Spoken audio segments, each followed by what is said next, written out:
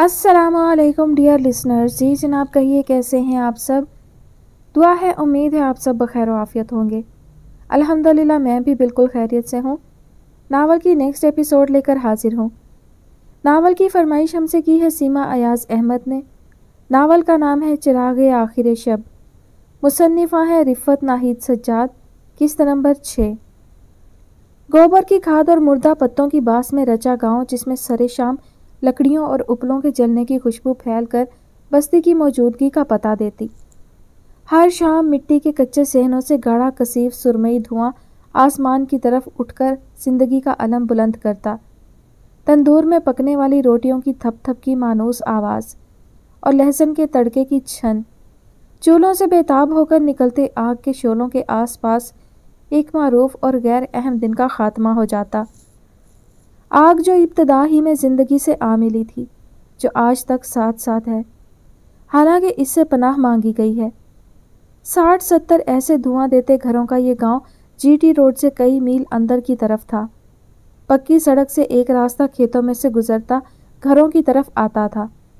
گڈھا گاڑی میں جتے بیل جب بستی کا رخ کرتے تو دھول کا طوفان ساتھ ساتھ سفر کرتا گاؤں تک آتا۔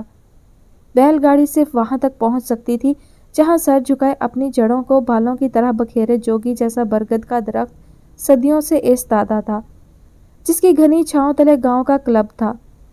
حقہ سگریٹ پیتے کھانس کھانس کر بے حال ہوتے بوڑھے، ایک دوسرے کا حال پوچھتی اور سر سے جوئیں نکالتی ذرا دم لینے کو بیٹھی عورتیں، جن کی اولادیں آس پاس ہی دوڑ رہی ہوتیں۔ اپنے اوپر سے گزرتے موسموں کو خاموشی سے دیکھتا وہ ان تمام خوشیوں کا ساتھی تھا جو کبھی بھی اس بستی میں بپا ہوئیں، اور ان تمام مظالم کا چشمدید گواہ تھا جو اس بستی پر ڈھائے گئے۔ اس درخت پر آسیب بھی تھا، اوپر والی چوٹی کی نرم شاخوں پر ایک پروں والا گھوڑا آ بیٹھا۔ انہوں نے اپنی دادی سے سنا تھا اور دادی نے اپنی ماں سے، لیکن وہ مہربان آسیب تھا اور اس بستی کی رکھوالی پر مامون تھا، کسی کو نقصان نہیں پہنچاتا تھا۔ کبھی کبھی وہ مسجد میں نماز پڑھنے آ جاتا، ایسا لوگوں نے بتایا تھا، اور قسم کھا کر یہ بھی بتایا کہ اس کا قد 12-13 فٹ ہے، اسی لیے وہ بڑی تیزی سے ایک سے دوسری جگہ سفر کرتا ہے۔ گو وہ کسی دشمن کو اس بستی میں داخل نہیں ہونے دیتا، اور اس کا ذاتی گھر درخت پر ہی ہے جس میں وہ دن بھر بڑا سستی سے کسمساتا رہتا ہے۔ غالباً اسی کاہلی کے زمانے میں کبھی طاغوتی طاقتیں حملہ آور ہو جاتی اور اپنا لوکل جن بھائی پسپا ہو جاتا۔ اسی سال آم اور کنو کے درخت کو کیڑا مار دیتا، بہت کم پھل اترتا، آموں کے جھرمٹ میں چڑیوں کی چہکار بھی کم رہتی، لڑکیوں پر دورے پڑتے، اس سے ثابت ہو جاتا کوئی اور عذاب اس درخت پر غلبہ پا چکا ہے۔ درخت کے عقب میں غلیظ پانی کا ایک جوہر تھا، جس میں علاقہ بھر کی بھینس کیچڑ میں لت پت سستی سے پڑی اشنان کرتیں، اور جب وہ گھر واپس جاتی تو ان کو ذرا پرواہ نہ ہوتی کہ گارے کے لیپ میں وہ کتنی گندی لگ رہی ہیں۔ بعض کام چور کوے اڑانے کے بجائے مزے مزے سے بھینس کی پیٹھ پر سوار ہو کر سفر کرتے۔ وہاں سب کچھ مل جل کر ہوتا تھا۔ آدھی رات کو اٹھ کر پانی لگاتے، گھام اور جسی میں کھڑی فصلوں کے بیچ چارہ کاٹتے، نلائی گوڈی کرتے، بیج چھڑکتے۔ گاؤں کی پکی اینٹوں کی مسجد، جس کی 4 دیواری بہت بلند نہیں تھی، بے گنبد بے مینار کی اس غریب مسجد میں بچھی ترپال کے فرش پر سب سجدہ بھی اکٹھا کرتے۔ بہت سو کو نماز نہیں آتی تھی، لیکن سجدہ کرنا تو آتا تھا نا۔ محنتی اور جفاکش کسانوں کے درمیان اونگتا افیم چیوں کی طرح آنکھیں بند کیے، اپنے آپ میں گم اکبر درختوں کے تنوں سے رانجھے کی طرح ٹیک لگائے، بانسری کی جگہ کتاب تھامے، دنیا جہان سے بیزار دکھائی دیتا تھا میں، لیکن تنہا، جو امام مسجد شاہ محمد کا بیٹا تھا، امام صاحب جو مسلمانوں کو جہنم واصل کرنے کے شوقین نہیں تھے۔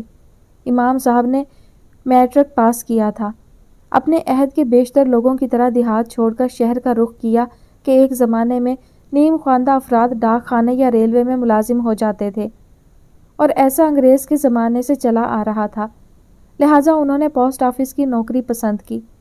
ڈاک خانے کی نوکری میں تبادلے جا بجا ہوتے ہیں۔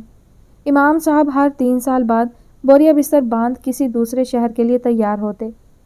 ایسے ہی کسی تبادلے کے دوران اکبر پیدا ہوا۔ مغل شہنشاہ ہمایوں شیر شاہ سوری سے شکست کھا کر بھاگا۔ سندھ کے راستے ایران جاتے امر کوٹ کے مقام پر ولی عہد تولد ہوا۔ چونکہ موجودہ اکبر بھی دوران سفر پیدا ہوا تھا، لہٰذا مسلمانوں کے عظیم ہندوستان کی ماضی کی یاد میں اس کا بھی نام اکبر رکھ دیا گیا۔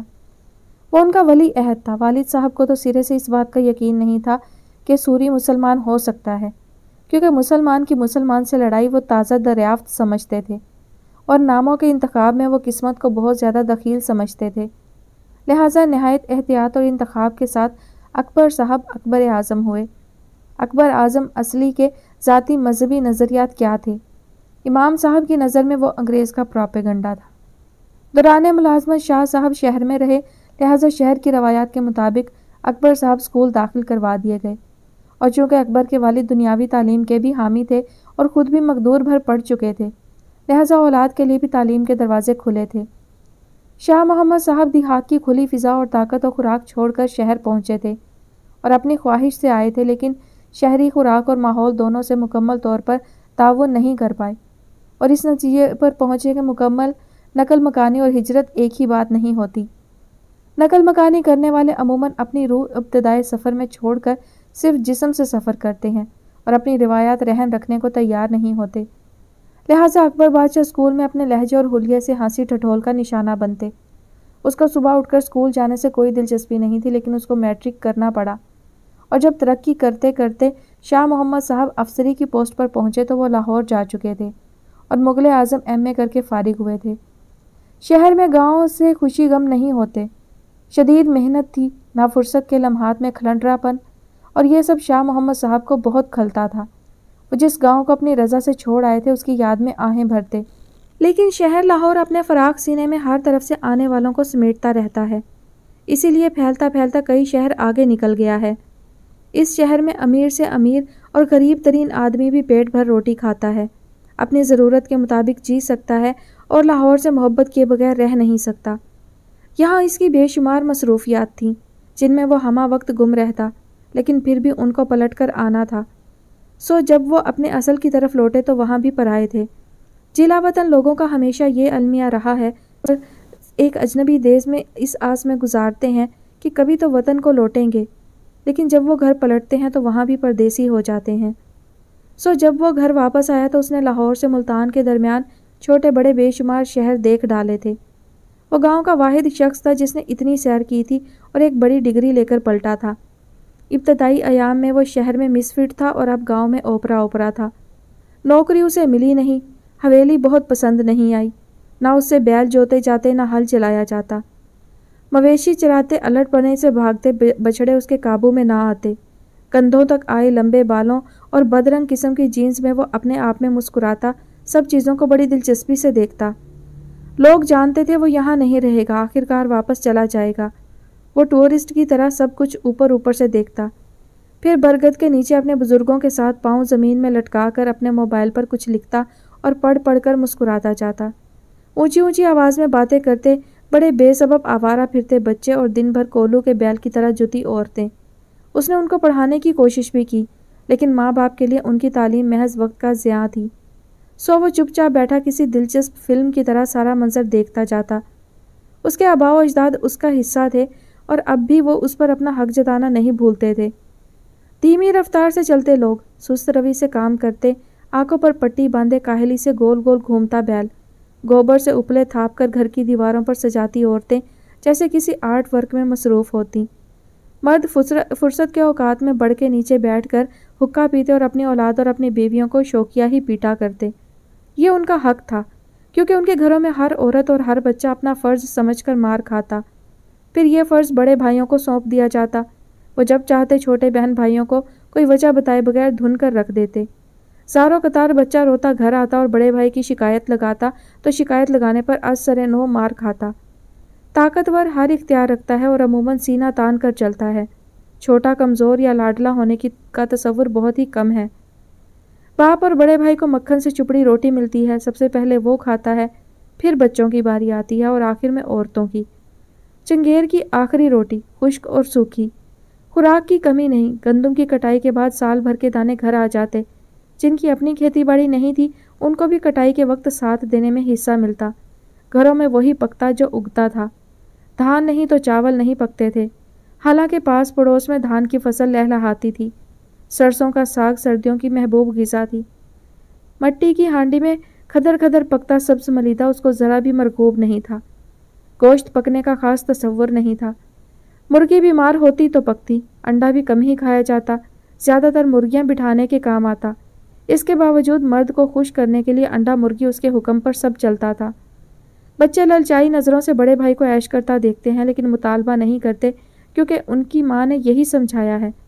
हालांकि कमाते दोनों हैं और पकाती सिर्फ औरत है, लेकिन पता नहीं पिछली कितनी नस्लों से तर निवाले पर मर्द का हक तस्लीम किया जाता है। गांव में उसका एहसास नहीं और शहर में ये बहस बासी हो चुकी है। गोबर के ढेर में कीचड़ में लुपी पुती भैंसों के दरमियान अपने माँ बाप की पैदा की हुई औलादों को सारा दिन गोद में लिए हिलाते, बगैर जांघिए के नंगे लड़के बगल से लटकाए। लड़कों को नंगा फिराना फ़ख्र की बात है, जिनकी नाक से बहती गंदगी नथनों में जम जाती। बड़ी बच्चियां बालों की खुली रस्सियों हुई लटों को दोनों हाथों के मैले नाखूनों से खबड़ खबड़ खून चूसती जुओं को खुजलाती, अपनी सहेलियों के साथ कुदकड़े लगाती फिरती, अपनी माँ से छोटी छोटी गलतियों पर दोहत्तड़ खाती। उनमें परवीन भी थी। गांव में चूंकि उसको करने के लिए कोई काम नहीं था, इसलिए वो चुपचाप ये दिलचस्प तमाशा देखा करता। बस किसी को मार खाता देखकर उसको जहनी कोफ्त होती। ऐसे माहौल के परवरदा लोगों में जो खुदगर्जी रच बस जाती है, वो उससे बहुत दूर थी। सारा दिन बच्चे संभाल कर सुबह से शाम तक घर के कामों में जुटे रहकर भी और रात को सोने से पहले माँ की चारपाई की अदवाइन पर बैठकर अपनी माँ की टांगें दबाती। उसके ख्याल में माँ सारा दिन थकी रहती है, वो हर काम के लिए हाथ फैला देती है। लाओ मुझे दो। मासूमियत से मुस्कुराती वो सुबह से काम पर जुट जाती। जब वो दरख्त के पास पाँव लटकाए बस्ती के लोगों को कतई गैर जानबदारी से नंबर देता और काटता, वो घर में झाड़ू दे रही होती। फिर वो एक एक के आगे चंगेर और लस्सी लिए जाती, फिर भैंसों के काम में मसरूफ़ हो जाती। उसके हाथ पांव हर वक्त हरकत में रहते थे। उनके पास रखवाली की कुछ भैंसें गांव के तकरीबन हर घर में होती थीं। ज़मींदार हजरात अपनी माल मवेशी गांव में छोड़ देते, जहां वो मुफ्त की घास चरते। उन मवेशियों के पैदा होने वाले बच्चों पर कायदे की रूह से मालकन और मुलाजमीन का बराबर का हक होता। आधे बच्चे रखवालों की मलकियत पे जाते और बाकी आधे मालकन की अमानत के तौर पर पाले जाते। आम तौर पर जो बछड़ा मर जाता वो मालकन के खाते में जाता। ज़मींदारों के मुलाजमीन की भी हर सुबह दूध के हिस्से पर चकचक होती। ज़मींदार और मज़ारे अपने अपने हिस्से के पूरे बेईमान थे। वो इस कदर सुलहजू थी कि हर सुबह को झगड़े से शुरू करने पर मना करती और माँ से जवाबन कमर पर घूंसा खाती। सुबह से शाम तक उन मवेशियों की देखभाल और चारा की कटाई करके शाम को खाना पकाकर वो दो छोटे बहन भाइयों को खाना खिलाकर सुलाती और सादगी से माँ से मार खाती और भोलपन से पूछती, थक गई हो ना? जब तक उसकी माँ सो ना जाती, मना करने के बावजूद उसका बदन दबाती रहती। उसे अपने इस कच्चे पक्के ईंट मिट्टी के घर से बेहद प्यार था। ईंटों के फर्श पर बहन भाइयों के दरमियान बैठी खाना खाती, वो अपने हिस्से का सालन बहन भाइयों के लिए छोड़ देती। इरशाद बड़े बड़े निवालों में बेरहमी से ज़्यादा सालन समेट लेता। छोटे वाले नवाज को सदाए एहतजाज बुलंद करने की इजाज़त थी ना दस्तूर। वह खुलूसे दिल से पुकारती, अब्बा अब्बा। उसका बाप झल्ला जाता, बात कर, क्या अब्बा अब्बा। गुड़ की डली पर दांत मारती वो उसके आगे हाथ फैला देती, अब्बा गुड़ खाएगा। वो अम्मा अब्बा का नाम ऐसे पुकारती जैसे गुड़ की सारी मिठास उसके मुंह में भर गई हो, और जवाबन सर पर थप्पड़ खाकर भी खजालत से मुस्कुराती, ज़रूर उससे कोई गलती हुई होगी। जब इरशाद 12 साल का हुआ और कायदे के मुताबिक उसे शहर भेजा जाने लगा, तो उसने छोटे भाई को बड़ा दिलासा दिया। जिन जिन घरों से ये खेप तैयार करके बाहर भेजी जाती, मुकद्दर उनके भी नहीं बदलते थे। जो ही बड़ा बेटा काम या हुनर की तलाश में बाहर भेजा जाता, घर में एक और बच्चा पैदा हो जाता। गांव में शायद ही कोई भूखा होता हो, लेकिन बेकार फिरते नंगे पांव दनदनाते कुछ सीखने की खातिर नज़दीकी शहर में किसी टायरों की दुकान पर दर्जी के पास या चाय वाले के खोखे पर भर्ती कर दिए जाते। ग्रीस और तेल से लथड़े कपड़ों में कच्ची नींद से जाग कर जमाइयाँ लेते वो सबसे पहले उठाए जाते और सबसे आखिर में सोते, जहाँ उनका बचपन दम तोड़ देता। ऐसे बच्चों को काम का मुआवजा बराए नाम ही दिया जाता, और दिया भी सिर्फ लड़के के बाप को जाता। लड़कों के हाथ में पैसा ना दिया जाता कि वो बिगड़ ना जाएं। अपनी किसी ख्वाहिश को मारते मारते जब वो मुंह जोर होने लगती तो उनको पैसों में हेर फेर करना भी आ जाता। फिर वो आइसक्रीम या बर्गर भी उन्हें किसी खुफिया कोने में जाकर खाना पड़ता। उनकी खुराक बराए नाम ही होती। बच्चे शाज ही घर आते, लाडले होते तो निकाल दिए जाते, वरना चक्की के पाटों के बीच सारी उम्र पिसते। ज़मींदारों की हवेलियाँ और मकानात भी बस्ती के एक कोने में थे, लेकिन अमूमन खाली पड़े रहते। उनके मकानात उनके सर चढ़े नौकरों के कब्जे में थे, जो एक तरफ मालकों का खून चूसते दूसरी तरफ किसानों की ज़िंदगी अजाब में डाले रखते। गांव की लड़कियां बाहर कम ही भेजी जाती थीं, और अगर भेजी भी जाएं तो अपने इलाके के वाकफीन एज़ा के हवाले की जाती, क्योंकि वो तेवरी चढ़ाए बगैर एक जिन के मुसावी काम करती।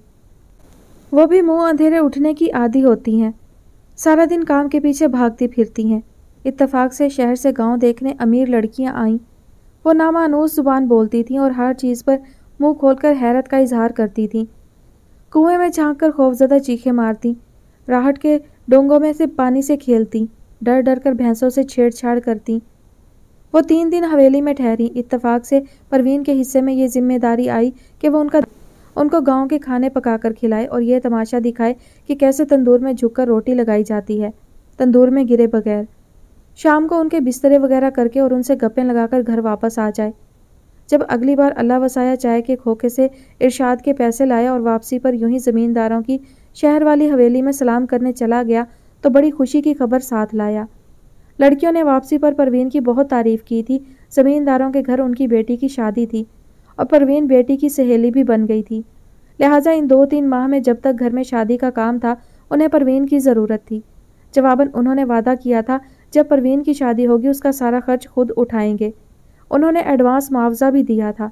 उसके दोनों हाथ में नोट ही नोट थे। परवीन की माँ ने जो इब्तदा में एहतजाज किया भी था, वो नोट देखकर दम तोड़ गया। घर छोड़ने के तसव्वुर से परवीन हरासा हो गई। उसने सोचा भी नहीं था ये वक्त उस पर भी आएगा। एहतजाज उसकी फितरत में नहीं था, लेकिन कई बार उसने कोनों खुदरों में छुप कर अपने मैले दुपट्टे से आंसू खुश्क किए, दरो दीवार को हसरतनाक नज़रों से देखा और बहुत दुख से सोचा, माँ की टांगें कौन दबाएगा। अब्बा का हुक्का किसी को तैयार करना नहीं आता। अब्बा उसके सिवा किसी के हाथ की चाय नहीं पीता, बल्कि हर काम के लिए उसी को आवाज़ देता है, और वह खुद भी उस घर से अलग रहकर कैसे जिंदा रहेगी। गुर्बत और लाइल्मी के बावजूद वो घर को एक यूनिट रखना चाहती थी। अब्बा अब्बा उसने आवाज़ में गुड़ की मिठास पैदा करना चाही, लेकिन वो हलक ही में कहीं घुट कर रह गई। ये लोग मेरे बगैर कैसे रहेंगे, कौन इतने दिन इनका ध्यान करेगा। दिल लगाकर काम करना। अच्छा, बहुत तारीफ़ की है तुम्हारी छोटी बीबी ने। उनको शिकायत ना हो वरना वो वापस भेज देंगी। उन्होंने वादा किया है वो पूरा जहेज़ बना कर देंगी। आखिरी बार उसने माँ से कहा। सुन लिया ना, माँ बाप का कुछ एहसास करो, सारा बोझ हम पर ही आ पड़ा है। माँ के पहलू से उसे खींचकर अलग किया गया और तकरीबन घसीटते हुए ले जाई गई। सारा दिन लड़ते थे, मुझे तंग करते थे, अलग अलग रहोगे तो समझ लगेगी, माँ ने रुहासी आवाज़ में कहा। माएँ अमूमन वो बात कहती हैं जो दिल की आवाज़ नहीं होती। दिल की आवाज़ पर लब्बैक कहना उन्होंने सदियों से छोड़ दिया था। सब बहन भाई उसे गड्ढे में बैठकर ईंटों वाली सड़क तक छोड़ने गए। ईंटों वाली सड़क पर साहब की गाड़ी का ड्राइवर उसका मुंतज़िर था।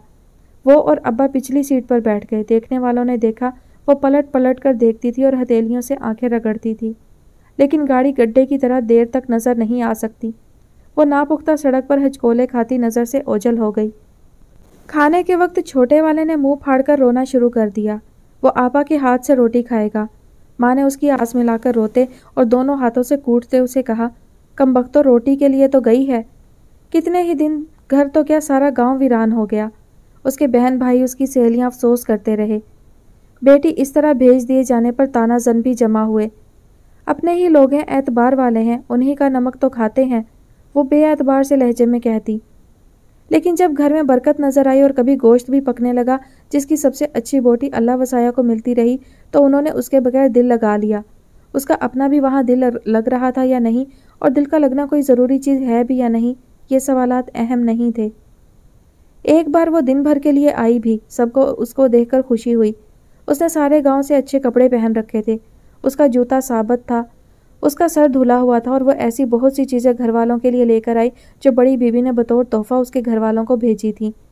बहुत से पुराने कपड़े जो पुराने होकर भी नए थे, जूते, एक पुराना टीवी भी, लेकिन उनके घर अभी बिजली नहीं लगी थी। घर वाले चीज़ों को हाथ लगा लगा कर देखते रहे और वो घर के बिखरे वजूद को समेटती रही। शाम से पहले वो वापस हो गई। 2-4 महीनों की तो बात थी बस, लेकिन फिर आहिस्ता आहिस्ता काम बढ़ने लगा और उसकी वापसी का वक्फा तूल पकड़ता गया। अगली बार जब बाप उसे मिलकर लदा फंदा वापस आया तो उसने ऐलान किया, काम का बोझ बढ़ गया है, शादी सर पर आ गई है, अब वो कुछ दिन नहीं आ सकती। जब माँ बिस्तर पर लेटी और उसकी टांगों में दर्द बढ़ा तो उसने पक्का फैसला कर लिया, शादी ख़त्म होते ही वो उसको वापस ले आएगी और दोबारा कभी उसको खुद से अलग नहीं करेगी। لیکن ہوا یوں کہ جب باپ شہر گیا تو گھر میں شادی ہو رہی تھی۔ اس کو اور ارشاد کو پیٹ بھر روٹی تو ملی، لیکن اس ہنگامے اور مصروفیت میں پروین سے ملاقات نہ ہو سکی۔ اگلی دفعہ پھر وہ اس سے ملے بغیر واپس ہوا کہ پروین چھوٹی کے ساتھ رخصت ہو کر لاہور گئی تھی۔ گھر شروع کرنے میں کچھ دیر اس کی مدد درکار تھی۔ انہوں نے اس کو لاہور پہنچانے سے انکار کر دیا، کسی کے پاس اتنی فرصت نہیں تھی۔ پھر چند ہی روز کی تو بات تھی۔ جیٹھ ساڑھ گزرے، ساون بھادوں بیتے۔ آخری بار وہ 5ویں مہینے آئی تھی اور روتی گئی تھی۔ یہ 9واں چل رہا تھا۔ اب اس کو یہاں سے گئے سال سے اوپر ہو چکا تھا۔ ارشاد بھی 3 ماہ سے نہیں آیا تھا۔ ماں نے رو رو کر آسمان سر پر اٹھا رکھا تھا۔ عجیب نحوست تھی، وہ صبح اٹھ کر رونا ڈال دیتی اور 4 چوٹ کی مار کھا کر بھی چپ نہ ہوتی۔ باپ نے پھر عاجز آ کر پلہ جھاڑ کر سر پر رکھا۔ آتے جاتے سارا دن لگ جاتا۔ پہلے وہ ارشاد کے پاس گیا، وہ ذرا نزدیک رہتا تھا۔ وہ جب وہاں پہنچا تو سارے ورکرز چھولوں کی پلیٹ پہ جھکے مولیوں اور پیاز کے ٹکڑے پلیٹ میں رکھے اخبار کے کاغذ میں لپٹی روٹیوں کے ڈھیر کے پاس بیٹھے تھے۔ انہوں نے اس کو بھی کھانے میں شریک کر لیا۔ پھر وہ کاؤنٹر پہ جا بیٹھا۔ میٹھی شہد دودھ پتی کے سڑپے بھرتے اس نے بیزاری سے بیوی کی شکایت کی۔ ٹی سٹال والا شہر کی فضا سے مانوس تھا۔ اس کا ماتھا ٹھنکا۔ کہانی اتنی بھی سادہ نہیں جیسی اللہ وسایہ کو لگ رہی تھی۔ ارشاد کو ایک گول ٹرے میں 12 پیالیوں کا مینار بنا کر سامنے والی مارکیٹ میں چائے تقسیم کرنے گیا، اور جب واپس آیا تو ابا اس کا انتظار کیے بغیر جا چکا تھا۔ چلا گیا ابا؟ اس نے برکت ٹی سٹال والے برکت سے لاپرواہی سے پوچھا۔ ہاں، تمہاری بہن کئی ماہ سے واپس نہیں آئی۔ میں نے اس کو سمجھایا ہے لالچ میں نہ آنا اور اس کو واپس لیے بغیر گھر بھی نہ جانا۔ اس نے برکت صاحب کے چہرے پر فکر مندی دیکھی تو خود اس کو تشویش لاحق ہوئی۔ بے ایمان فراڈ یہ! برکت صاحب بڑبڑائے، ہمارا خون چوستے ہیں۔ اگلے 2-3 دن ابا ساہیوال رینالہ خورد کے چکر لگاتا رہا۔ ان کے گھر گاؤں والے گھروں کی طرح خالی پڑے تھے۔ وہ صرف شادی کے لیے یہاں آئے اور اب لاہور کے گھروں میں واپس جا چکے تھے۔ منشی نے اللہ وسایہ کے اصرار پر کچھ رقم دی، اس کو مارا پیٹا، لیکن پروین کہاں تھی اس کے بارے میں منہ نہیں کھولا۔ وہ رات اس نے نوکروں کے ساتھ کاٹی، کبھی روتے کبھی خوشامد کرتے، لیکن وہ اتنا ہی جانتے تھے جتنا ان کو بتایا گیا تھا۔ اس کی خوشامد پر بھی نہ اس کو لاہور والے گھر کا پتہ دیا گیا، نہ فون پر اس کی بیٹی سے بات ہو سکی۔ صبح وہ بین کھائے پیے ہی اور غصے میں ان کے پیسے ان کے منہ پر مار کر واپسی سفر کا قصد کیا۔ اس کے ہاتھ خالی تھے اور نہیں جانتا تھا ایسے موقعوں پر کیا کیا جاتا ہے۔ ملازمین میں سے کسی نے ایک نے اس کے کان میں کہا تھا، چپ کر جاؤ، کسی دن تمہاری بیٹی واپس آ ہی جائے گی۔ زیادہ شور کیا تو اس کو قتل کر دیں گے۔ تم گاؤں کے رہنے والے ہو، تمہیں ان کے اثر و رسوخ کا نہیں پتہ۔ وہ پچھلے 3 دن سے اس راہداری پر آ بیٹھی تھی جو دھول اڑاتی گاؤں تک ڈھلوان کی شکل میں اترتی تھی۔ اب اس نے فیصلہ کر لیا تھا اور باپ کو بھی اس فیصلے پر متفق کر لیا تھا۔ اس کو یقین تھا وہ جب بھی واپس آیا پروین اس کے ساتھ ہوگی۔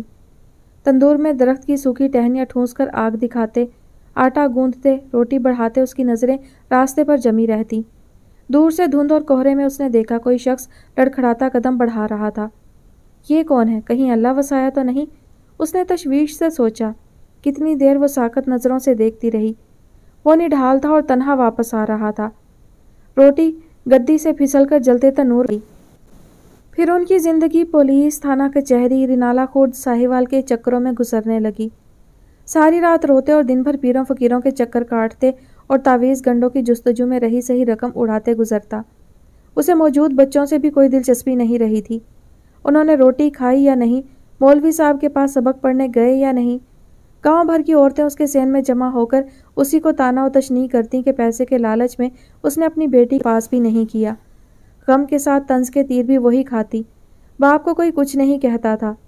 ایک روز شام پڑے اکبر بادشاہ از خود ان کے صحن میں بچھی کھاٹ پر آ بیٹھا۔ گھر میں مستقل ماتم کی فضا تھی۔ وہ بچی کو جہاں چھوڑ کر آئے اب وہ وہاں نہیں تھی، پھر وہ کہاں تھی یہ کوئی نہیں جانتا تھا۔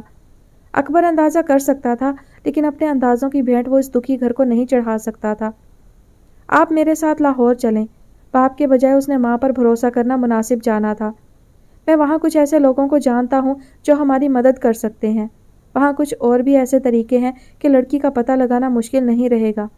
ماں نے اعتبار تو نہیں کیا، شہر میں خدا کوئی اور ہوتا ہے کیا؟ ماں مایوس تھی، بیٹی مر گئی ہوتی تو رو پیٹ کر صبر کر لیتی۔ تعویذ گنڈے پیر فقیر اس نے کہاں کہاں کی ٹھوکریں نہیں کھائی تھیں، اور اب یہ شہری بابو ایک نئی کہانی لے کر آیا تھا۔ اسے آس کا ٹمٹماتا دیا بھی نظر آتا تو وہ اس روشنی کی لکیر کی طرف دوڑ پڑتی تھی۔ हर नई जगह जाते उसे लगता वो यहाँ से अपनी बेटी लेकर ही पलटेगी। वो उसके साथ रेड़े पर बैठकर पक्की सड़क से जेली सड़क पर आया, टांगा से लारी अड्डे और लारी अड्डे से लाहौर। सारा रास्ता वो उसको सुनाता आया, जब वो लाहौर थे, जब तालिब इल्म थे तो क्या काम करते थे, सोशल वेलफेयर, मिसिंग पर्सन्स। वो फिर तर्जुमा करता, वो लोग जो अचानक गुम हो जाते हैं, पता नहीं चलता कहाँ गए। तो तू उनको ढूंढ लाता था? वो खुशी से गंग हो गई। नहीं, उसने शर्मिंदगी से कहा। ढूंढ के कहाँ से लाता? हम उनका रिकॉर्ड रखते थे, यानी किस खानदान के लोग थे, क्या करते थे, कब से गुम हैं, ये मालूमात इकट्ठी करते थे। ये सब तो मुझे खुद पता है। इन बातों का फ़ायदा? कभी कभी पता भी चल जाता गुमशुदा आदमी कहाँ है, लेकिन हमेशा नहीं। अगर गुमशुदा आदमी जिंदा ना हो तो ये भी पता चल जाता है। अकबर के दिल में खौफ की लहर सी उठी। वो माँ थी, क्या पूछ रही थी, उसको अंदाज़ा था।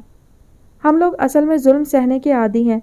हम पर जुल्म किया जाए तो रो धो लेते हैं, लेकिन जालिम के खिलाफ उठने की हिम्मत नहीं करते। बाज़ दफ़ा ऐसा भी हुआ, दिन रात की जिद्दोजहद के बाद हम लड़की ढूंढ कर लाए और उसने कोर्ट में खड़े होकर कह दिया ये मेरे माँ बाप नहीं। वकील, जज, अदालत सब के सब जालिम के साथ होते हैं। उसकी तकरीर के कुछ हिस्से उसकी समझ में आए, लेकिन कुछ बिल्कुल नहीं। लेकिन वो जो कुछ कहता गया वो सुनती गई। वो उनके इलाके का वाहिद पढ़ा लिखा था और जहाँ ले जाता गया उसके साथ साथ चलती गई। वो उसे एक ऐसे घर ले गया जो बहुत बड़ा था। बड़े घर से आने वाली आमदनी के लालच में उसने अपनी बेटी गंवा दी थी। उसने हकारत से घर की ऊंचाई की तरफ देखा। घर के बाहर दरबान खड़ा था, अंदर कुत्ते भौंक रहे थे। धान के खेतों की तरह सरसब्ज लहलहाता घास। एक बेहद हसीन लेकिन सख्त चेहरे वाली औरत लोगों में घिरी कुछ कह रही थी। वो अंग्रेजी जुबान बोल रही थी, इसलिए उसके पल्ले तो कुछ नहीं पड़ा। अकबर ने उसे समझाया, हमें अपनी बारी का इंतज़ार करना होगा। आजकल शहरों में वकीलों की एक तहरीक चल रही है। जुमेरात के जुमेरात वो काले कोट पहनकर जुलूस निकालते हैं। ये बहुत मुखलिस लोग हैं, एक बहुत बड़ा काम कर रहे हैं। यहाँ से एक और तहरीक भी शुरू हो रही है। ये जो नारे मार रहे हैं, गो मुशर्रफ गो, इसका मतलब है मुशर्रफ यहाँ से चला जाए। अब हमें मुखलिस और ईमानदार हुकूमत चाहिए। ये सदर को हटाकर नया निज़ाम लाना चाहते हैं। वो सोच में गुम हो गई। बेटी का गुम हो जाना शायद सदर हटाने से छोटा काम हो, लेकिन उसका दिल नहीं माना। यहाँ आकर उसे फिर से यकीन हो चला था, अब उसकी बेटी मिल जाएगी।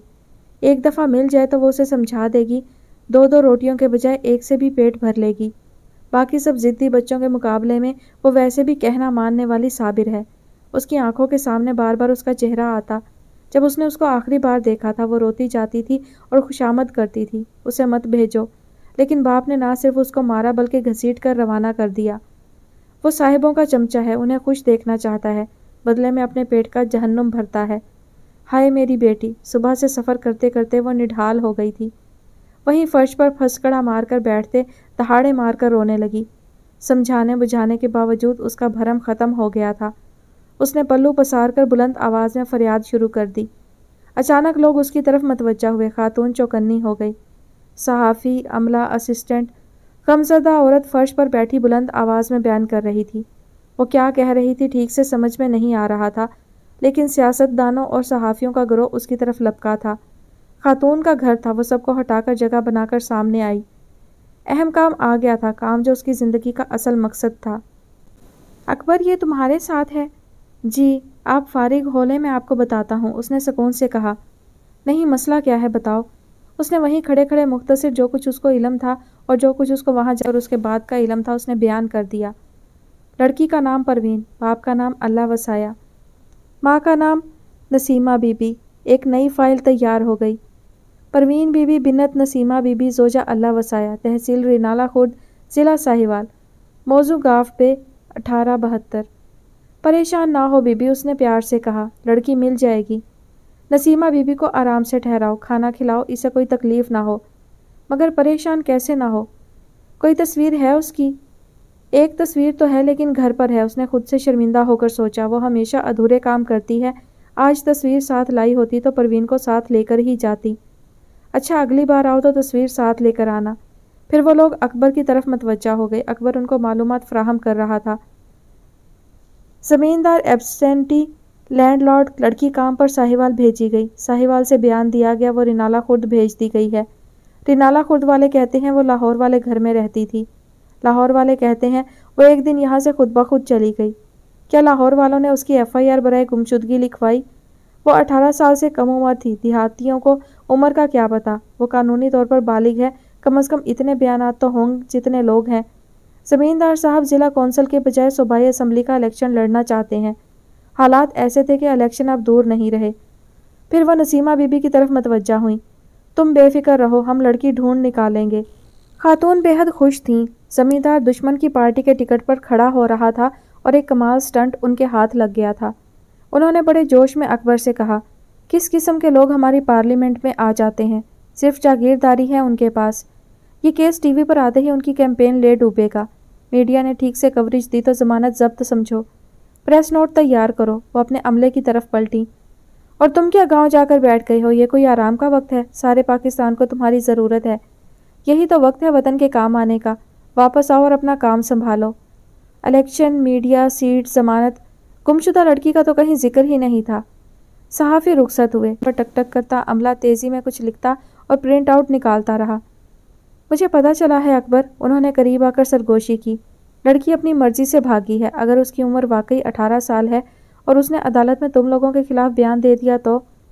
ملک حکمداد کے لوگ تو خود بہت ناراض ہیں۔ وہ کہتے ہیں ہم نے ان کو شریف لوگ سمجھ کر کام دیا تھا، یہ ہماری زندگی کے لیے عذاب بن گئے۔ کوشش کرنا ریپ کیس بنے تاکہ ہماری سائٹ مضبوط ہو۔ صبح جب تسلی و تشفی کے ساتھ نسیمہ بی بی رخصت ہوئی تو اسے آس دلائی گئی تھی کہ شام تک وہ لوگ خود لڑکی کو گھر چھوڑ کر جائیں گے۔ وہ بڑی آسانی سے پر امید ہو جاتی تھی۔ لمحہ بھر کو اس نے اکبر سے پوچھا، شام تک ہم یہیں سے اسے لے کر کیوں نہیں جا سکتے؟ اکبر کے بجائے بی بی نے جواب دیا، وہ جہاں لے کر گئے ہیں وہیں چھوڑ کر آئیں گے۔ نسیمہ بی بی کو گھر پہنچنے کی بے چینی لگ گئی۔ وہ جب لاری میں بیٹھی اس کے ساتھ واپس آ رہی تھی تو اس کی سمجھ میں نہیں آیا جاتے وقت اکبر کا چہرہ پر امید تھا، واپسی پر اتنا مایوس کیوں؟ اب جبکہ سب حل ہو گیا تھا۔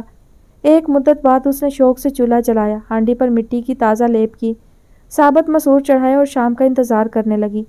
شام تک وہ اس کو لے کر آتے ہوں گے۔ دروازے کی چوکھٹ پر ٹاٹ کا پردہ سرکا کر وہ ٹیک لگا کر بیٹھ رہی۔ پرندوں کے پروں پر جاتی دھوپ کی سنہری کرنیں تھیں۔ درختوں کے پیچھے سورج ڈوبا۔ مؤذن نے مسجد میں اذان کی آواز بلند کی اور امام صاحب اپنی جماعت لے کر مغرب پڑھانے نکلے۔ برگد کی چوٹیوں پر روشنی کی چمک آہستہ آہستہ ماند پڑتی گئی۔ بستی تاریکی میں ڈوب رہی تھی۔ لوگوں کے گھروں میں اکا دکا بلب جلے۔ جہاں بجلی نہیں تھی وہاں لالٹینوں کی چمک جگنوں کی طرح ٹمٹمانے لگی۔ دن ختم ہوا، شام ختم ہوئی، ایک اور انتظار ختم ہوا۔ مایوس ماں نے چوکھٹ پر پے در پہ سر مارا اور بلند آواز سے رونے لگی۔ چھوٹے والے نے چپ چاپ ماں کی طرف دیکھا اور باہر نکل گیا۔ روٹی آج بھی نہیں ملے گی۔ ذرا ہی دیر میں وہ ننگے پاؤں دوڑتا گھر میں داخل ہوا۔ اس کا سانس پھولا ہوا تھا۔ بھاگتے بھاگتے بھی وہ پلٹ کر جیسے اپنے تعاقب میں آنے والے لوگوں سے بچتا دوڑتا آ رہا تھا۔ کون ہے باہر؟ ماں نے بے تابی سے پوچھا۔ وہ جواب دیے بغیر دوڑتا ہوا کوٹھڑی میں گھسا۔ چٹکنی سوراخ میں لگا کر اس نے خود کو اندر بند کر لیا۔ نسیمہ بی بی کی سمجھ میں نہیں آیا کیا ہو رہا ہے۔ اس نے باہر اندھیرے میں جھانکا۔ مویشیوں کے باڑے کے پاس حویلی کے ملازمین غصے میں بھرے چھوٹے کو مارنے کو تیار تھے۔ اکبر ان کو روکے سکون سے پوچھ رہا تھا، کیا ہوا؟ انہوں نے چلا کر کہا۔ اتنا بڑا پتھر اٹھا کر اس نے کھڑکی کے شیشے پہ مارا۔ شیشہ چکنا چور ہو گیا۔ وہ تو اتفاق سے کمرے میں کوئی نہیں تھا ورنہ سر پھٹ گیا ہوتا۔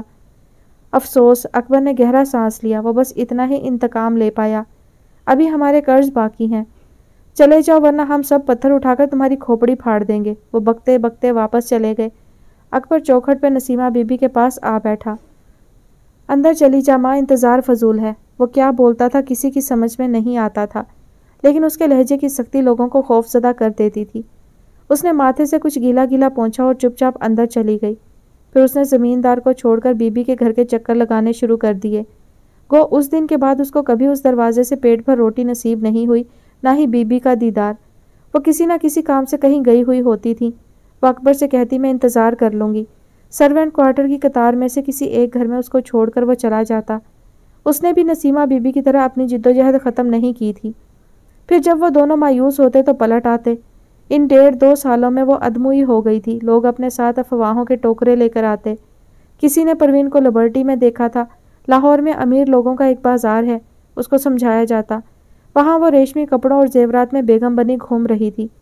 اس نے مجھے دیکھا لیکن پہچانا بھی نہیں۔ کوئی اطلاع لاتا، وہ سوکھ کر ہڈیوں کا ڈھانچہ بن گئی ہے، اس کا رنگ کالا سیاہ ہو گیا ہے، اس کی گود میں چند ماہ کا بچہ بھی تھا۔ یہ اتفاقی ملاقاتی ضرور کہتا کہ اس نے پہچاننے سے انکار کر دیا تھا۔ وہ پہلی اطلاع پر بھی اور دوسری پر بھی یقین کر لیتی اور تڑپ تڑپ کر روتی۔ کتنے ہی چکر اس نے اکبر کے ساتھ پولیس اسٹیشن کے لگائے، لیکن وہ اتنی سی لڑکی کو بازیاب کرانے سے قاصر رہے۔ وہ گھر والوں کے اس بیان پر اصرار کرتے تھے کہ وہ کسی نوکر کے ساتھ بھاگ گئی ہے۔ نسیمہ بی بی سکنہ رینالہ خورد موزہ گاف پہ جاہل ہونے کے باوجود اتنی احمق نہیں تھی کہ جملوں کی تہہ تک نہ پہنچ سکتی۔ جو رقم اس کو جہیز میں دینے کے لیے جوڑی تھی، پائی پائی اس کی تلاش میں ختم ہو گئی۔ ماں دن رات باپ سے پٹتی تھی، بچے دہاڑے مار کر روتے، کتنے کتنے دن گھر میں روٹی نہ پکتی۔ وہ آدھی رات کو اٹھ کر پاگلوں کی طرح دروازے کی طرف دوڑتی۔ باپ غم سے ادموا ہوتا تو بیوی کی دھنائی کر کے غم دور کرتا۔ اس دن بھی وہ روز کی طرح پٹی، لیکن جیسے اس کا ضبط ختم ہو گیا۔ میں اپنی پروین کو لے کر واپس نہ آئی تو میرا مرا منہ دیکھو۔ روتے ہوئے اس نے گٹھڑی بنائی، اس میں کچھ سامان ٹھونسا، گٹھڑی اور چادر سر پر والی کا ہاتھ پکڑ کر باہر نکل گئی۔ میڈیا جوش میں آ گیا۔ یہ case Naseema Bibi case کہلاتا تھا اور اس کی وجہ شہرت سارا حق تھی۔ دن میں جتنی مرتبہ خبر نامہ نشر ہوتا، ٹی وی پوری تفصیل سے ساری کہانی سناتا اور اس بات پر واویلا مچاتا کہ حکومت ابھی تک لڑکی کو تلاش نہیں کر سکی۔ حکومت چاروں طرف سے گھری ہوئی تھی، گمشدہ لوگوں کے لیے بدنام۔ پھر کیمرہ پلٹ کر سارا حق پر آ جاتا، جو حکومت پر گرجتی برستی، اس ملک میں ہونے والی ناانصافیوں کی تفصیل بیان کرتی۔ میڈیا نے سارا حق کی مدد سے ساری ریسرچ خود ہی کر ڈالی۔ لائبریری فائل میں وہ گھر دکھایا جاتا جہاں اس کا باپ اسے چھوڑ کر آیا تھا۔ وہ گھر کس کا تھا، علاقے کے لوگ کیا کہتے ہیں، اس کو زمین کھا گئی یا آسمان نگل گیا۔ ساری تاریخ ضروری اور غیر ضروری میڈیا نے کھنگال ڈالی تھی۔ ماں کی موت سے صرف چھٹے دن پروین بی بی برآمد کر لی گئی، جب سارا حق اور اس کے ساتھیوں کے ساتھ بیٹھ کر اس نے صحافیوں کے چبھتے ہوئے سوالوں کے جواب دیے تو حکومتی اراکین چکرا گئے۔ بدنام کرنے کی سازش کی جا رہی ہے، لڑکی جھوٹی ہے، لیکن جھوٹی لڑکی ان 2 سالوں میں جو کچھ اس پر گزری، سر جھکائے آنکھیں نیچے کیے ایسے بیان کرتی رہی جیسے یہ سب اس پر نہیں کسی اور پر گزری تھی۔ کبھی آنکھیں اٹھاتی تو پھٹی پھٹی وحشت زدہ بے رنگ آنکھیں خلاؤں میں دیکھتی۔ کون سے لفظ بولنے چاہیے، کہاں چپ رہنا چاہیے، کس جگہ سرسری گزر جانا چاہیے، وہ ان سب سے ماورا ہو چکی تھی۔ اس کے چھوٹے بہن بھائی ایک قطار میں اس کی کرسی کے پیچھے کھڑے حیرت سے کیمرہ اور چکا چوندھ کر دینے والی روشنیوں کو گردن گھما گھما کر دیکھ رہے تھے۔ ان کو اتنی فرصت بھی نہیں ملی کہ وہ سب مل کر اپنی ماں کو رو سکیں۔ زمیندار پکڑا گیا، کتنے دن جیل رہا بھی کہ نہیں، یہاں تاریخ خاموش ہے۔ البتہ اس کو اپنی پارٹی سے ٹکٹ نہیں مل سکا۔ سارا حق کو شہرت نے آسمان پر پہنچا دیا، دن رات کیمرے ان کے گرد ہوتے۔ وہ اپنے ساتھیوں کے ساتھ ایک غرور بھرے وقار کے ساتھ آگے آگے چلتی۔ جب بھی کہیں کسی عورت کے ساتھ زیادتی ہوتی، ان کی ماہرانہ رائے ضرور لی جاتی۔ عورتوں کے حقوق کے لیے ان کا نام مستند ٹھہرا۔ غیر ملکی چینل سے ان کے انٹرویو نشر ہوئے، جہاں وہ امریکن لہجے میں کڑک کر بتاتی، یہ صرف ایک ہی انوکھا واقعہ نہیں ہے، پاکستان میں ایسے واقعات بھرے پڑے ہیں۔ حکومت دانستہ خاموش رہتی ہے کیونکہ ظالم حکمرانوں کی پناہ میں پلتے ہیں۔ یہاں کسی غریب کو جینے کا حق نہیں، ہم بے حس قوم ہیں۔ انڈین نیوز نے پاکستان میں ہونے والے ایسے واقعات کو خوب ہی اچھالا اور بار بار یاد دلایا، اگر پاکستان نہ بنا ہوتا تو انڈیا میں رہتے لوگوں کے ساتھ ایسی زیادتیاں نہ ہوتیں۔ انڈین ٹی وی پر نظر آنے کے شوق میں مبصرین اور ماہرین کے منہ میں جو آیا بکتے چلے گئے۔ سارا حق نے ساری دنیا کا چکر لگایا، ہر فورم پر اپنی مخصوص گھن گرج سے پاکستان میں ہونے والے واقعات کھول کر بیان کیے۔ یہاں کی عورت غلام ہے، تعلیم سے محروم، اپنے حقوق سے بے خبر قیدی عورت ہے۔ جاگیرداری نظام میں ایسے کھیلوں کو قانونی پناہ حاصل ہے۔ پاکستان میں کسی کو انصاف نہیں ملتا۔ یوٹیوب پر بڑے بڑے دردناک کیپشن کے ساتھ یہ ویڈیو چلتی رہی اور امید کی آخری کرن صرف سارا حق رہ گئیں۔ دنیا میں ایسے شور ہوا جیسے لونڈیاں صرف پاکستان میں رہتی ہیں، ان کے ملکوں میں تو عورتیں راج کرتی ہیں۔ سارا حق نامور ہو گئیں، پاکستان بدنام ہو گیا۔ رضا منسٹری سے نکلا تو جھنجھلایا ہوا تھا۔ این او سی کے حصول کے لیے اس کا اسلام آباد کا تیسرا چکر تھا۔ گو اسلام آباد لاہور سے برسوں کی مسافت پر نہیں تھا، لیکن جب آپ کسی ایسے کام پر نکلیں جس کے مکمل ہونے کے کوئی امکانات نہ ہوں تو یہ مختصر سفر بھی طویل لگنے لگتے ہیں۔ جب وہ فون کر کے پتہ کرتا تو معلوم ہوتا اس کے کاغذات تیار ہیں، وہ جب چاہے آ کر وصول کر سکتا ہے۔ اور جب وہ بھاگم بھاگ کبھی کار سے، کبھی ڈیوو سے اور بسا اوقات خوفناک حد تک مہنگی ایئر لائن سے اسلام آباد پہنچتا تو پتہ چلتا کاغذ تو مکمل ہی ہیں بس، اور اس بس کے بعد کبھی نہ حل ہونے والے مسئلوں کی ایک اور قطار کھڑی ہوتی۔ منسٹری کو کسی کام کے لیے کسی کی جلدی کی کوئی فکر نہیں ہوتی، ان کے اپنے مسائل ختم ہونے میں نہیں آتے۔ ان سے بات کرو تو اپنی مصروفیات کی ایک طویل داستان آپ کو سننے کو ملے گی۔ صبح منہ اندھیرے اٹھ کر انہوں نے دفتر کا کیا کیا کام کیا اور رات 12 بجے جب وہ گھر لوٹے تو ان کی بیوی نے کیسے سواگت کیا۔ 18 گھنٹے کام، 20 گھنٹے کام۔ حیرت ہے پاکستان میں اتنے گھنٹے مسلسل کام ہوتا ہے اور وہ پھر بھی ترقی نہیں کر سکا۔ ہر وقت کوئی نہ کوئی VIP کہیں نہ کہیں جانے کو تیار کھڑا ہوتا ہے اور اس کا جانا اس قدر ایمرجنسی میں ہوتا ہے کہ منسٹری کا پورا عملہ صرف ایک شخص کو جہاز میں بٹھانے کے لیے مصروف عمل رہتا ہے۔ ملک میں شہری کم ہیں، VIP زیادہ ہیں، لہٰذا شہریوں کے کام کی طرف کون متوجہ ہوتا ہے؟ اس کو اگلے ماہ کے پہلے ہفتے ریاض میں ہونا تھا۔ ایک تو سعودیوں کا بے پرواہ انداز، اس پر پاکستان کا محکمہ۔ آپ فائل چھوڑ جائیں، سیکشن آفیسر نے اسی بے نیازی سے کہا تھا جو فیڈرل گورنمنٹ کا پروونس کے ملازمین کے ساتھ ہتک آمیز رویہ رہا تھا۔ کمتر درجے کے افسر، اس نے بڑبڑا کر کہا، یہاں عام آدمی کے ساتھ کیا حشر ہوتا ہوگا؟ تو گویا آپ خاص آدمی ہیں، کسی نے شانت لہجے میں مگر بڑی دلچسپی سے پوچھا تھا۔ میرا مطلب، وہ بجائے اس کے کہ مداخلت پر بھیجا اس پر چڑھ دوڑتا خود سے شرمندہ ہو گیا۔ میرا کوئی بیک گراؤنڈ ہے، میری ڈگری ہے، میرا ایک محکمہ ہے جس نے مجھے یقین دلا رکھا ہے میں افسر ہوں جو میری بیک پر کھڑا ہے۔ ایک اجنبی انجان آدمی تو یہاں آ کر پاگل ہو جاتا ہوگا۔ شکر ہے آپ نے کہا میری ڈگری، آپ نے پڑھے لکھے ہونے کا دعویٰ نہیں کیا۔ اصل میں یہاں کوئی بھی خادم نہیں، سب کسی نہ کسی کے افسر ہیں۔ مسئلہ کیا ہے by the way? Saudi Arab oil fields میں ایک چھوٹا سا کورس ہے، 10 دن کا۔ جب تک وہ کورس ختم نہ ہو جائے میں محکمانہ الجھنوں سے نکل نہیں سکتا۔ بلا شبہ آپ حق پر ہیں تو آپ کو طویل انتظار کرنا پڑے گا، لیکن اگر کام وقت پر کروانا ہے تو 2 میں سے ایک کا انتخاب کرنا ہوگا، سفارش، اور سفارش نہیں ہے تو رشوت۔ یہاں رشوت کو پہیہ کہتے ہیں۔ آپ کی فائل میز پر پڑی پڑی سڑ جائے گی لیکن کبھی ایک جگہ سے دوسری میز تک نہیں پہنچے گی۔ آپ پیسے دے جائیں تو فائل کو پہیے لگ جائیں گے۔ ہم نے اخلاقی جرائم کے بھی پیار کے نام رکھ دیے ہیں، پیٹ نیمز۔ کام اصل میں سیکشن آفیسرز اور کلرک کے ہاتھ میں ہے۔ وہ جانتے ہیں دفتر حاضہ ان کے بغیر چل ہی نہیں سکتا۔ ابھی کسی نے سیکشن آفیسر کو بلا کر آرڈر کیا، ان کے لیٹر ٹائپ کرو۔ اس نے مؤدبانہ کہا، وہ تو ابھی 2 منٹ میں ہوا جاتا ہے جناب، لیکن ان کی فائل میں کچھ سکم ہے، امیگریشن والے ان کو ایئرپورٹ پر ہی روک لیں گے، ہم جواب دہی کرتے پھریں گے۔ پھر کچھ کمی کی اس نے اتنی تفصیل اور باریک بینی سے نکات بیان کیے کہ ایڈیشنل سیکریٹری کا سر گھوم گیا۔ تھوڑی دیر پہلے وہ میرے ساتھ مل کر کلرکوں کو برا بھلا کہہ رہا تھا، اس کے بعد ہراساں میری فائل ہاتھ میں تھامے، واقعی آپ کا انکم ٹیکس ریٹرن نہیں لگا ہوا؟ آپ کی بینک سٹیٹمنٹ کہاں ہے؟ آفس کا نو آبجیکشن سرٹیفکیٹ بھی موجود نہیں۔ اپنے ڈاکیومنٹس تو پورے کریں نا۔ اصل میں ہمارے آفیسرز کام نہیں جانتے، ان کو کلرکوں پر تکیہ کرنا پڑتا ہے اور کلرک بڑی آسانی سے کام کو الجھا دیتے ہیں۔ ان کے گورکھ دھندے سے آپ نکل کر تو دکھائیں۔ لیکن یہ ہمارا ملک ہے، ہمیں اس سے گلے ہیں جو اپنوں سے ہوتے ہیں۔ اتنی خرابیوں کے باوجود بھی اسے چھوڑ کر نہیں جایا جا سکتا۔ کہاں جائیں، کیوں جائیں؟ ہاں، سسٹم کو ٹھیک کرنے کی کوشش کرنی چاہیے، لگے رہنے ہی میں لگا رہنا چاہیے۔ وہ مسکرایا، لفظوں سے کھیلتے ہو اور بڑے مانوس جملے بولتے ہو، ہماری تمہاری خوب نبھے گی۔ اگلے 2 گھنٹوں میں اس کی بینک سٹیٹمنٹ کا فیکس آتا۔ انہوں نے لاؤنج میں بیٹھ کر سارا نظام، ساری سیاست، ساری بیوروکریسی کو ادھیڑ کر رکھ دیا۔ اس ملک کی اصل خرابی بار بار فوج کا آنا ہے۔ وہ جب آتی ہے ہم اس کو سیلوٹ کرتے ہیں، وہ جب تک موجود رہتی ہے ہم اس کے کارناموں کی تسبیح پڑھتے رہتے ہیں، وہ نکال دی جاتی ہے تو پھر اس کو یاد کرنے بیٹھ جاتے ہیں۔ سیاسی حکمرانوں کو ہم مہینوں میں اڑا دیتے ہیں، لیکن ہمارے سیاسی حکمران چور بازاری بھی بڑی مچاتے ہیں۔ وہ نہیں مچاتے۔ اوچڑی کیمپ نے جہاں پنڈی اسلام آباد کے سینکڑوں لوگ مار دیے، وہاں ان کو ارب پتی بنا دیا۔ فرق صرف اتنا ہے وہ بندوق لے کر آتے ہیں، ایک طبقہ پیدا کرتے ہیں جو سیاستدان کہلاتا ہے، الیکشن جیت کر آتا ہے اور فوجی حکمرانوں کے گن گاتا ہے۔ وہ کیا کسی کے نمائندہ ہوں گے جو اپنے مفاد کے لیے حکومت کرتے ہوں؟ یہ بتاؤ اس جنرل نے آزاد TV کیوں کیا؟ شاید اس لیے کہ وہ جانتا ہے کہ یہ ایک دوسرے کے گلے کاٹیں گے۔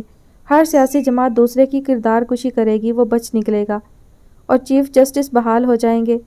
وہ ان کی بحالی کے لیے دلائل دینے لگا، وہی کہی سنی باتیں جن کو دہرا کر ہم مطمئن ہو جاتے ہیں، حالانکہ اگلا بھی نہ نجومی ہے نہ بحالی کا فیصلہ کرنے میں مختار۔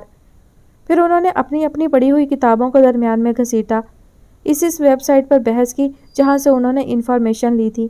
کسی زمانے میں اخبار کی خبر مستند مانی جاتی تھی، اب لوگ سچائی کا دعویٰ کرتے ہیں تو سائٹ کا حوالہ دیتے ہیں۔ رضا نے سوچا، پتہ نہیں ہم ایک دوسرے کو مرعوب کرنے کی کوشش کر رہے ہیں یا ایک دوسرے کو جان رہے ہیں، لیکن آدمی بہرکیف دلچسپ ہے، جو سوچتا ہے سکون سے کہہ دیتا ہے۔ تلخ بات کہہ اور سن کر بھی اس کے چہرے پر ایک اطمینان رہتا ہے۔ کسی جگہ پیدا ہونے سے زمین آپ کی ملکیت نہیں بنتی، وہ تب ہی آپ کی ہوتی ہے جب آپ اس سے پیار کرتے ہیں۔ ہمارا وطن نظام الدین اولیاء کی دیگ ہے، جو آتا ہے کھاتا ہے، خوش قسمتی سے دیگ پھر بھی خالی نہیں ہوتی۔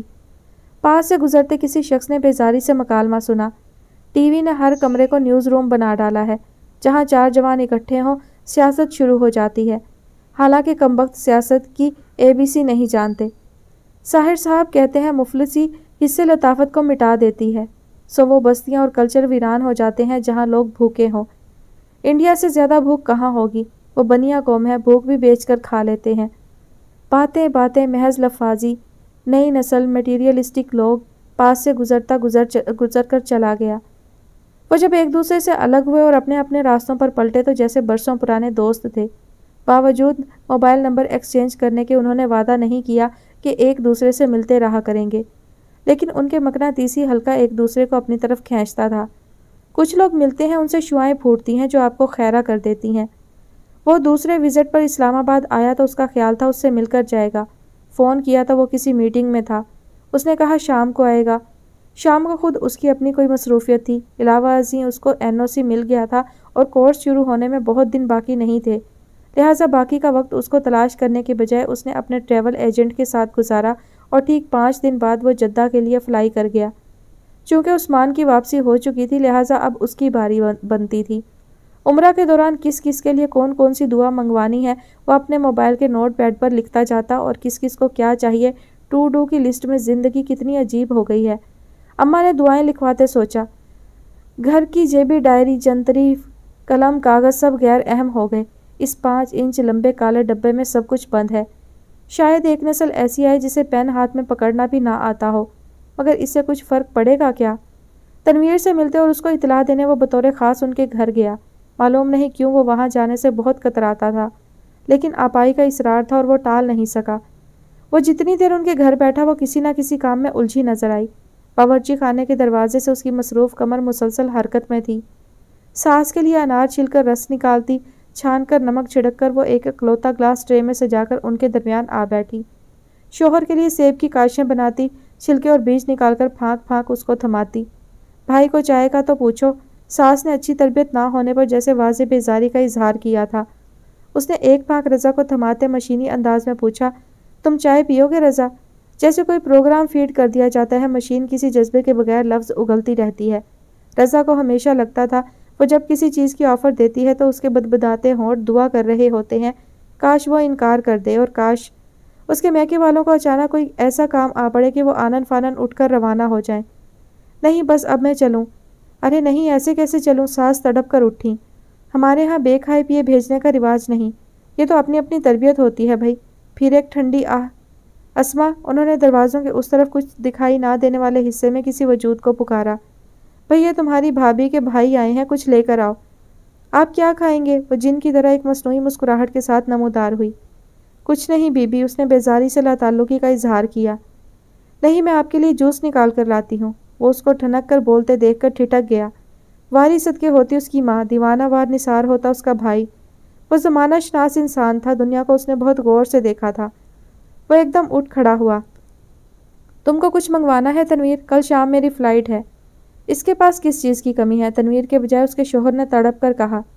عیش کرتی ہے، آپ کی بہن بڑی خوش نصیب ہے۔ اس نے خوش نصیب عورت کے حرمہ نصیب چہرے کی طرف دیکھا اور شوہر کی طرف پلٹ گیا۔ آپ کو کچھ منگوانا ہے؟ اگر آپ خوش نصیب نہیں ہیں تو؟ وہ مسکرایا۔ میں تو ہر وقت جاتا رہتا ہوں، میرے پاسپورٹ تو ویزوں کی انڈورسمنٹ سے بھرے پڑے ہیں۔ مرغے کے بانگ دینے سے پہلے کی طرح اس نے سینہ پھلایا اور کلگی اکڑائی۔ جرنلسٹ ہونے کا یہی تو فائدہ ہے۔